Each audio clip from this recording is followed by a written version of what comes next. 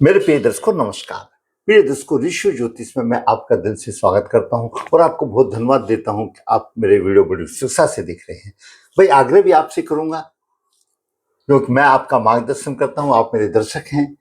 भाई आपको अच्छा लगता है तो आप लाइक अवश्य कर दें और 2 शब्द कमेंट बॉक्स में लिख दें। अधिकतर मेरे वीडियो वास्तु को लेके होते हैं और जो आप अगर समझते हैं तो आपका मार्गदर्शन जरूर करेंगे। एक एक शब्द मेरा शास्त्रों से लिया हुआ है। आज हम बात करेंगे नवास के ऊपर। दर्शकों, जैसे लगन कुंडली है, लगन कुंडली के 12 भाव हैं और उसी तरह नवास के 12 भाव हैं। लगन कुंडली का पूरक है नवास। लगन कुंडली वृक्ष है तो नवास उस पर लगा हुआ फल है। लगन कुंडली बाहरी आवरण है और लगन और नवास आपका भीतरी आवरण है। तो आप कैसे होंगे वो नवास कुंडली बेहतर बताएगी। और लगन कुंडली के ग्रहों को तो नवास से ऊर्जा मिलती है। केवल नवास शादी का ही नहीं है, लेकिन सभी चीजें देखी जा सकती है नवास कुंडली से। आप नवास कुंडली को भी लगन कुंडली की तरफ देखिए, वो अलग बात है। दोनों अपने आप में पूरक है। बिना लगन कुंडली के नवास का कोई महत्व नहीं और बिना उसके नवास के लगन कुंडली, दोनों को ही चीजों को देखा जाता है।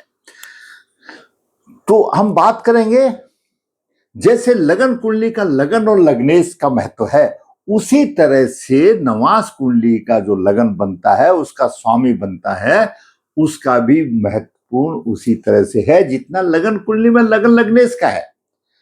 नवास और नवास कुंडली का स्वामी, नवास लगन का स्वामी, नवास कुंडली का जो लगन है उसका स्वामी, वो नवास कुंडली पर शासन करते हैं। इसी तरह से लगन करता है। जैसा मैंने बताया, नवास आपका भीतरी आवरण है, आप कैसे हैं क्या नहीं, और लगन बाहरी आवरण है। नवास आपको बताएगा कि आप कैसे हैं। तो पिन पॉइंट पर पहुंचने के लिए नवास चाहिए। तो आज हम बात करेंगे लगन कुंडली के साथ में, अगर आपका मीन नवास है और मीन नवास में चंद्रमा है तो क्या प्रभाव होगा, और चंद्रमा को बाकी ग्रह देखते हैं तो क्या प्रभाव होगा।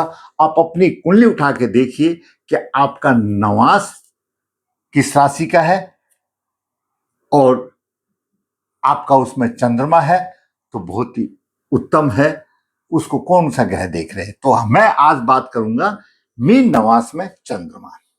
दर्शकों, ये लगन कुंडली है 8/3/94 का, कृष्ण 12 उत्तराषाढ़ा नक्षत्र मंगलवार का, व्यवसाय और विवाह में परेशानी है।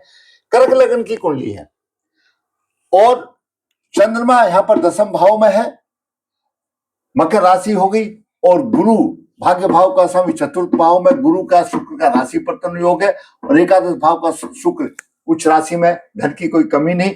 यहां पर प्रेत योग आ गया। 10वें भाव का स्वामी मंगल 8वें भाव में और शनि के साथ में भी है, जो यहाँ पर तीनों की युति बन गई, मंगल शनि सूर्य। और 7वें भाव का स्वामी शनि है, 8वें भाव में आ गया, सूर्य और मंगल से प्रभावित है। विवाह में बाधा आ गई, व्यवसाय में परेशानी आ गई। वृष नवास में बुध और लगन है और पुष्कर नवास में सूर्य और चंद्रमा है, तो ये भी देखना अनिवार्य है। अब चलते हैं मेन जो हमारा नवास कुंडली का है। मीन नवास में जन्म आपका हुआ, आपका मीन नवास में जन्म हुआ। क्या कहता है आपका उदय नवास, कैसे हो आप नवास बताएगा। मीन नवास में जो जन्म हुआ है वह जातक विद्वान होगा, ज्ञानी होगा, चुस्त होगा, फुर्तीला होगा, धन की उसको कोई कमी नहीं होगी और महिलाओं से उसकी दोस्ती अधिक होगी। और ऐसा शास्त्र बताता है, जो विद्वान बताते हैं, जो किताब में लिखा हुआ है, उनका 10वां 12वां 26वां और 52 यानी 52 और 61 जो ईयर्स हो गए उसमें परेशानी आएगी। इसके स्वामी गुरु हैं। आपके नेत्र अच्छे होंगे, चेहरा आपका बहुत अच्छा होगा, कद अच्छा होगा, केस आपके सुंदर होंगे, केस सुंदर, हथेली आपकी मुलायम होगी। जैसे हम बोलते हैं ना, तुम्हारे तो भाई ऐसे बहुत नरम हाथ है, जैसे जो हाथ से काम ही नहीं करता है। उच्च कोटि का विद्वान भी होगा सम्मानित होगा, गुणवान होगा, और ऐसा जातक गुरु और वृद्धों का सम्मान करने वाला होगा, मधुर आवाज भी होगी। ये मैंने आपको फल बताया मीन नवास और नवास के स्वामी गुरु के।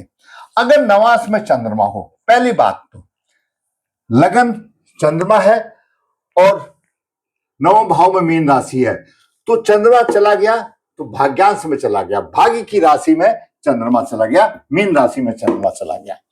अब आपका नवास में मीन राशि में चंद्रमा हो तो क्या प्रभाव मिलेगा?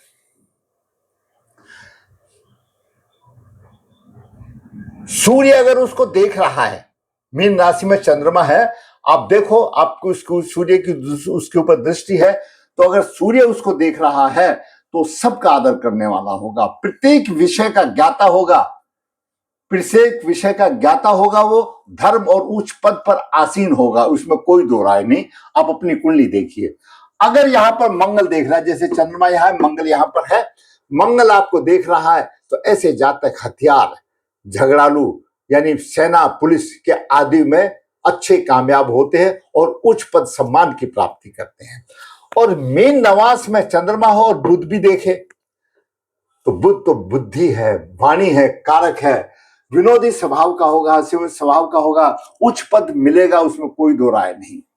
अगर आपके चंद्रमा या मीन नवास में है तो 10 को गुरु देख रहा है, हो सकता है आप अपनी कुंडली निकाल के देखिए, नवास कुंडली में गुरु देख रहा है, आपका चंद्रमा कहीं पर भी हो, मीन नवास में, लगन की बात नहीं, कहीं पर भी हो, अगर गुरु उसको देख रहा है, सरकार में विदेश पद उसको प्राप्ति होगी, सम्मान मिलता है।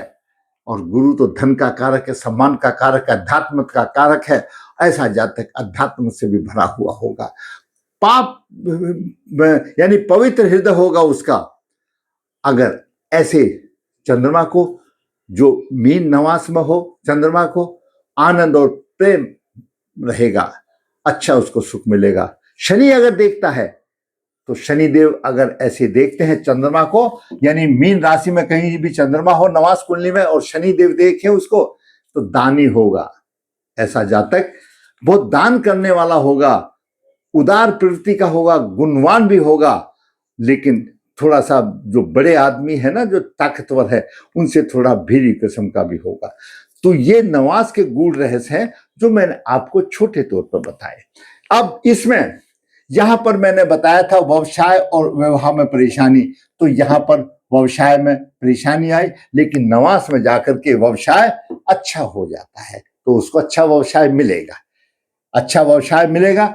यहां पर मंगल अस्त है, लेकिन नवास में मंगल सूर्य से बहुत दूर है डिग्रियों में, तो यहां पर पूरा फल मिलेगा। विवाह में यहां पर परेशानी आ रही थी, शनि यहां पर अष्टम में चला गया, मंगल शनि के साथ में है, विवाह में परेशानी आ रही थी।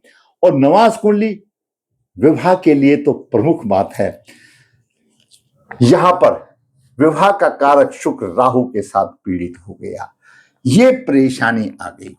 अब ऐसे जातक का 94 का जन्म है और विवाह के लिए परेशान हो रहे हैं। अब आपको मैंने उसका अंदर का चित्रण आपको आपके सामने रखा कि जातक कैसा है, बुद्धिमान है, समझदार है, सॉफ्ट हृदय है, जल तत्व राशि में चंद्रमा है, धन की कोई कमी नहीं, प्रसन्नता की कोई कमी नहीं, लेकिन विवाह में प्रबल बाधा आ गई।